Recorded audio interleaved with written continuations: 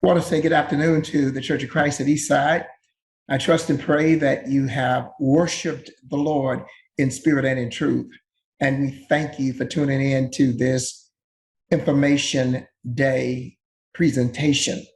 I trust that it will be informative. And if you have any questions, please feel free to reach out to any of us in leadership, and we will be glad to entertain your questions and provide you with whatever information you might be in need of. Now, I'm going to go ahead and start. We hope and pray that we can get through this information relatively fast, not trying to rush it, but we don't want to overburden you either. So I trust and pray that you will follow along and that the information that we share with you is indeed informative. I want to first start talking about a tentative date to return to our facility. And I'll explain to you in a few minutes why we say tentative. The tentative date for moving back into our building is Sunday, January 16th, 2022. And I know that may seem to you to be a long ways off, but in reality, it's just a few weeks away. So we would encourage you, please, to keep praying for this endeavor as we move ever closer to returning to our facility. We look forward to that with great anticipation. The date is tentative because of the supply chain issue that the country is facing because of the COVID-19 pandemic. As you know, that there are things now that are just sitting on docks waiting to be delivered. And so just like everyone else is impacted by this supply chain, so is the Church of Christ at Eastside. So we are still saying this is the tentative date. And if all goes well and as planned, we will move back in and have our first Sunday morning worship on January 16th, 2022 in our facility. Keep praying for that endeavor. Let's ask God to bless us to see that come to fruition. What to expect when you move back in, when we get back over to our building, schedule-wise. Initially, we will continue with Sunday morning worship only. Initially, we will continue with Sunday morning worship only, and that worship will remain at 10 a.m. Initially, there will be no Sunday morning Bible classes and no Sunday night worship. Initially, I'm emphasizing that, no Sunday morning Bible classes and no Sunday night worship. Now, this leads me to our next slide. A few weeks back, we gave you a survey to get your input concerning Sunday evening worship and also concerning the time for Sunday evening worship. We wanted to know what your thoughts were, how you felt about returning to Sunday evening worship, whether or not you wanted to have Sunday evening worship. And so instead of us just moving forward and doing what we thought would be best for the church, we decided that we would survey the church and get your input. And we thank you for your input because we had a very, very good response. The overwhelming majority of the church participated in the survey and responded to the survey and gave us back the information we were asking for so that we might be able to make an informed decision. Now, as a result of the survey, and we decided that what we were going to do was simply allow the data to drive our decision. No matter how we felt about it, we had already said we will let the data that we collect from you, the congregation, drive our decision. In other words, we listened to you and to your desires. We gave the survey and we used the information, the data received from that survey. And here is what we found. The overwhelming majority voted in favor of Sunday night worship. And we were pleasantly surprised. And we thank God that that's the way you feel about it as well. We felt that it would be good, but we didn't want to impose our desires upon you. And so the overwhelming majority voted in favor of Sunday night worship. We also asked about time. The overwhelming majority voted to keep Sunday night worship at 6 p.m. So this is what you, the Church of Christ at Eastside, told us, the leadership at Eastside, and we listened to you, and that is what we're going to do. Now the question, of course, is when will Sunday morning Bible classes and Sunday night service resume? Sunday morning Bible classes and Sunday evening worship will begin on Sunday, March 6, 2022. That is the first Sunday in the month of March, 2022. We will once again start our morning Bible classes.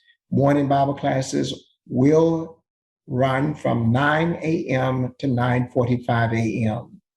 And that gives us a 15-minute window between morning Bible classes and morning worship. And of course, we're encouraging everyone to respect that. March the 6th, 2022, we will begin Sunday morning Bible classes and also Sunday evening worship. And Sunday evening worship, as we've already indicated, per your desire, is to still remain at 6 p.m. How will worship look when we return to our facility in January? Initially, we will continue the same format that exists right now. Communion will still be in baggies. We're going to do exactly what we're doing right now. So none of that will change when we go back to our building initially. At the appropriate time, we will resume our pre-COVID format with a few changes. And we, of course, will allow what's transpiring in the world with the COVID virus to determine how we move forward exactly toward our pre-COVID format. So that's going to be driven by these external circumstances that all of us are dealing with. So we ask for your patience in that, but we will definitely keep you informed. We will continue to encourage online giving. That has been a tremendous blessing. Online giving has been wonderful. And let me just say, thank you, Eastside, for continuing to support the work at Eastside like you've done. You have done a wonderful job. Those of you who have participated, those of you who have given, those of you who have kept giving, we appreciate you, because even though we were not meeting in person, we still had to take care of all of our necessities, financially wise, at the facility and otherwise. And also, we want to say that because of COVID and the viewing audience, Eastside even have those members who are not locally affiliated with the Church of Christ at Eastside, who may be in other states and even other countries. Some of those have even begun to participate with Eastside through sending financial support. So God has been extremely good to Eastside, but that does not mean that we can't do better. So I still want to encourage the church to continue to give, and especially toward our building project, because we are still building and we still have some plans. And I'll get to that just a little bit later in this presentation. But when we go back, we will still continue to have online giving, and we are encouraging you to continue to submit your prayer requests online. We will not return to confession cards. That time has passed. We will move on from that, so we will not be returning to that. Other Bible classes. What about the other Bible classes? All other Bible classes will remain virtual until further notice. And we're just emphasizing until further notice. What does that mean? Well, that means simply this, that the women's classes, the men's classes, the children's classes, and Wednesday night adult Bible class will remain virtual until otherwise noted. until otherwise stated. So right now, that's where we are. Also, we want to inform you of the status of our search for a youth minister. After several months of seeking, God has blessed us to now have 2 finalists. Both of these young men are just wonderful young men, and we can't go wrong with either selection. But we are still in the process of making that determination. And each one will present a video Bible class for the youth and for parents. And those who are involved in the youth program will let you know the exact time and date that that presentation will be done so that the entire church can view that. Especially we want our youth and our youth parents to view it, but the whole church will have opportunity to view the video from these 2 young men. Additionally, each one will present an in-person message to the church, and we will schedule that at the appropriate time, and we will bring each one in separately to meet with us, talk with us, so they can meet with the parents, have meeting with the parents, with the youth, and also have a in-person sermon from the pulpit on Sunday. We will get the feedback from parents, we will get feedback from youth, and a decision will be made after we have completed that process. What is our goal? Our goal is to have our new youth minister in place no later than March 2022. So we are praying that God will bless us, and we see no reason why this shouldn't happen, to have our youth minister in place by March 2022. So we have a lot of exciting things coming to fruition, and I am excited about going back to our facility in January. I hope that you are. I'm excited about what we're doing as far as how we're going to proceed. I'm excited about the fact that we have a new youth minister that's going to be coming on, and we are looking forward to doing great things for the Lord at the Church of Christ at Eastside. Our theme for 2022 is one that I felt would be very, very critical, especially in these times where there are so many things that we are confronted with. And I want us to understand that the devil is real, and he's trying to distract us with all of the distractions that are around us. We got political distractions, we got COVID, we have all of these things and challenges that we're confronted with as a people. And I am trying my best to encourage you to keep your eyes fixed on Jesus. Don't lose sight of our ultimate goal, and that is to be with Jesus and to be with God as it would be when this life has ended. But in order to do that, we need to stay fixed on Jesus and not allow this world to distract us to the point that we lose sight of the finish line or sight of the goal.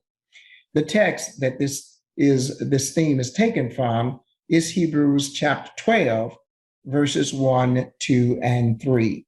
So that's the theme for 2022. My eyes are fixed on Jesus. Also, I mentioned to you a few months back that we are going to be ordaining Quentin Smith, who is currently one of our deacons. You know him well, of course, will be appointed, if the Lord says the same, as an elder to the eldership on January 30th, 2022, the last Sunday in January. And I've already mentioned this to the congregation. You have spoken to me. Everyone who spoke about this felt very good with this decision to move forward with putting Quentin into the eldership. And as I mentioned before, the only reason that he wasn't put before you before was because of his travel schedule with the government. He stayed on the road so much, it wasn't feasible to do that. But now we're going to proceed forward with ordaining him. And nothing but good has come from you. So we had nothing but good. No one has said anything negative. No one has come to me to say that they have an issue with that. And so you've heard me preach and teach on the qualifications for elders and deacons over the past years that I've been at Eastside. I will bring a lesson prior to that again to just talk about the qualifications for elders, just as a refresher. But Lord willing, we will ordain him on the 30th of January. Now, let me briefly give you an update on our building project, and I hope and pray that you'll get excited, just like I am excited, and so many of us are excited about what's transpiring. So we're going to give you some updates on our education facility.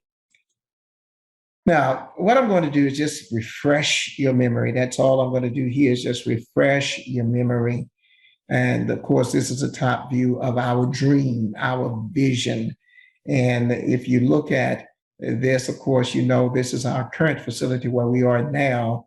And this, of course, is our education and family life center.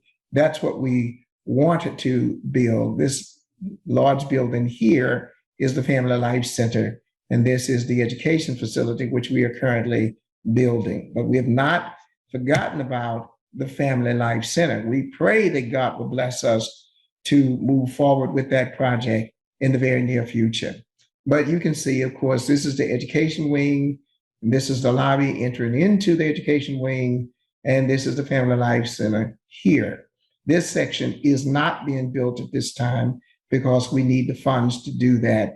And we look forward to talking with you, the church, about how we can proceed forward with building our family life center. So right now, this is under construction. And this is just a refresher to remind you of what's being built. This is another view of our education facility. And this is what it's projected to look like. Of course, we know this is an artist's conception, but that is, in essence, what it would look like. And we want to encourage you to just get excited. Keep praying for this endeavor, because we believe that God is the one who is driving this ship. God is the one who has given us the success. God is the one who put us on that corner. God is the one who enabled us to build the facility that we're currently in. God is the one who has enabled us to build this project as well. Everything that we've done, it is because of God. If it had not been for the Lord who was with us, then we would not have been able to do any of this. And this, of course, is just a reminder to you of what our vision is. I hope that you can see it and that you are excited about this, because when this education facility is finished, we're going to have 25 classrooms, and we're going to have all kinds of exciting things going on in this new education facility, things that we plan for the community, to outreach to the community. Church, you will be excited. I know you will be when you see all of the things that we're planning to do when God enables us to finish this project and open it up for use. So let me just give you some pictures of what's going on. You know, this is just kind of the progress. Of course, we had groundbreaking, and then things started moving, and dirt started moving, and steel started coming onto the place, or iron started coming onto the place. And of course, the progress and the progress and the progress was moving forward. And so now watch this. And here is just the snippets of some of the progress, just trying to take you through the phases, how that we have moved on and how we are moving forward with this project. You can see the steel here, and that's the reinforcement for the piers that had to go into the ground to stabilize the foundation of the building so that we won't have foundational issues and walls cracking and doors not closing. So that's necessary with the ground where we are, because our current building has the same foundational structure. So it has to sit on piers. And here you see the piers are being drilled, and they had to go down so many feet into the ground. And this, of course, is just opening up the ground, and underground work had to be done as well, and stuff that you don't even see. So you may see a lot of dirt.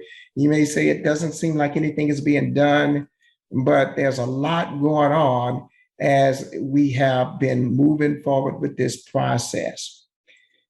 When we started this process, you couldn't see everything that was transpiring from the street, because many times the guys were down in the hole trying to put all of the underground facilities in, or utilities rather, I'm sorry, utilities in, things that you never see. And they were down in the ground several feet deep, installing all of the necessary electrical utilities and water utilities and plumbing utilities, all of that stuff, and information utilities, all of that stuff had to go into the ground. And so it may have appeared that not much was being done, but a whole lot was being done because you couldn't see the men because they were underground or below the ground. So that's what's going on. That's what we were doing. And now we've progressed even further. And this is one of the pier holes that was drilled, and you can see the cable or the cage going down into that hole to stabilize it. And then, of course, they had to pour the concrete down into that hole. And because of water issues, there was a lot of water under that ground. We had to then encase those piers so that it could stabilize and we could pour it. And that was a tedious task, but it also involved adding to the cost of the project. So there's been a lot of work going on. This is a picture, just kind of a bird's eye view of it. And this is from a drone, and it kind of gives you an idea. You can get the enormity of the project. You can see how enormous it is. You might notice right here, this is the elevator shaft that's being currently constructed as well. We will have an elevator to get those to the second floor who have issues with mobility.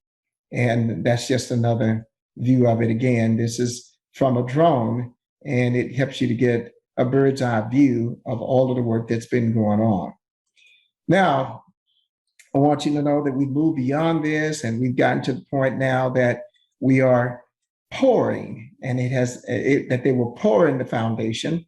And here you see that they poured the foundation, and that's what you see there. The concrete was being poured, and they first poured the elevator shaft so that would be taken care of prior to all of the rest of the foundation.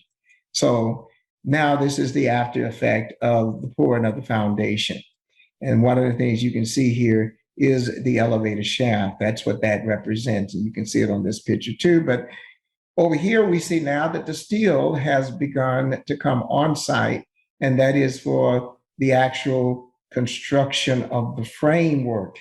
Now we're getting ready to see the framework going up. So Lord willing, next week, you will start seeing metal or frame iron going up in the air, and you'll start seeing the building take shape. So we are excited about that.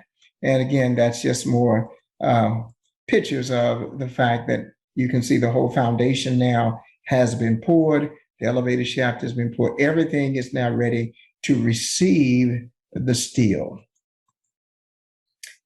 Let me say this because I know that there is a lot of excitement, and people are excited about wanting to go over and see the building, see the project. Please know that for the sake of safety, you are not permitted to go into the construction site. No one unauthorized is permitted to go into the construction site. You need to understand that there are no exceptions, no exceptions. It is too dangerous for you to go onto that site. There are all kinds of things out there that you can fall, hurt yourself, and injure yourself. But on top of that, it is a violation of OSHA's regulations. And so we cannot do that because we would put the church in jeopardy. So parents, make sure that you keep your kids close at hand and do not allow them to go into that fence, push their way through that fence, because you can still gain access to it, go out on the patio, go over there. We can't do any of that. We want you to understand, yes, you can go look from the patio, but you cannot go into the actual construction area. So please, please, please make sure that you follow this, because you could jeopardize the church financially if something were to happen, and we don't want that to happen. So be excited about it, look at it from the outside, walk around it from the outside, but you cannot go inside of the fenced area. The fenced area is off limits to everyone except for those who are authorized to enter the construction site. And when those who are authorized to enter into the construction site, when they enter, they have to be dressed appropriately. So thank you for listening. I pray that you are excited about this, just like I am excited about it. And what we're going to have now is Brother Russell Clemens is going to give us some updates on COVID-19. Thank you. God bless you. And I trust and pray that you have a wonderful rest of your Lord's Day. Thank you. Good afternoon, Eastside family and friends. I pray that this message will find everyone well and in good health. Eastside's leadership, in close consultation with our health awareness ministry team, are working together to determine the COVID-19 protocol guidelines we will use when we return to our building in 2022. The team came up with a framework of our protocol procedures based on the status of the virus and the current stages. Stages take into consideration the variants as well. I would like to share my screen at this time. COVID-19 protocols for our return to Eastside in 2022. The Eastside Church of Christ Health Awareness Ministry team will follow the CDC and the Austin Public Health guidelines. They will adhere to the COVID-19 risk-based guidelines, and these guidelines consist of 5 stages. Each stage the stages are based on the 7-day moving average of new admissions to hospitals. In other words, stage 1, the average new admissions per day is 0 to 4. In stage 2, the average of 5 to 14 new admissions daily. Stage 3, the average is 15 to 29 new admissions each day. Stage 4, the average of 30 to 49 new admissions daily. And for stage 5, the average of 50 plus new admissions each day. The key indicators for staging include 1, the number of people hospitalized, 2, the number of people in intensive care units, and 3, the number of people on ventilators. So when the stages get high enough and there are enough people in the hospitals, there are enough people in intensive care, and there are a number of people on the ventilators is very high, then you remember what they say often, that you just can't come to the hospitals unless there is emergency surgery type of situation. So we look at the stages, and these are some of the indicators to help determine what stage we're in. The recommendations that we have from the Health Awareness Ministry team are based on the COVID-19 guidelines. Secondly, they're also based on the recommendations from the Center for Disease Control, CDC, and Austin Public Health. And thirdly, our guidelines, the Eastside Church of Christ Health Awareness Ministry team will provide some guidelines that are unique and specific to Eastside as we go back into in-person worship. As we go through these guidelines, you'll see some are in black, some of the words are in black. Those are CDC and Austin Public Health protocols. And the red lettering indicates what the Church of Christ Health Team recommendations are. So for instance, when we're in stage 1, that is when the daily average hospitalization is 0 to 4, masks are optional, and we're asked to wash hands frequently. And then other hygiene options are available. For instance, and it's up to us, we want to sterilize or clean the pews, or do some cleaning options in the restrooms or classrooms, pulpit area. So these are the CDC and also public health protocols for when we're in stage 1. If we're in stage 2 when we return, that is the average hospitalization rate is 5 to 14, masks are optional, wash hands frequently, and also consider other hygiene options So stages 1 and 2 are pretty much the same when it comes to the CDC and Austin Public Health. However, should we be in stage 3, 15 to 29 daily average, Austin Public Health CDC says wear a mask. The awareness team recommends this. If you're at low risks, masks will be suggested. And if stage 3 or you're a high-risk individual, masks will be required. Wash your hands frequently and social distance. Use sanitizer and take temperatures is also a suggestion by our health team. Should we be in stage 4? CDC says wear a mask. Our health team says masks will be required. Wash your hands frequently. Social distance. Other recommendations we can consider at that time in stage 4 is roping off the pews, using sanitizer, and taking temperatures. Should we be in stage 5? That's when 50 or more people are hospitalized on a daily basis. CDC says wear a mask, and we're recommending masks be required. Wash your hands frequently. Social distance. The health team is also recommending roping off pews and using sanitizer and taking temperatures. Along with the wearing of masks and washing of hands, the CDC recommends that at stage 5, those who are at high risk not come out at all with or without a mask. We appreciate our health awareness team, the research and study and the efforts that they make in trying to give us the most up-to-date and accurate information as it relates to COVID-19.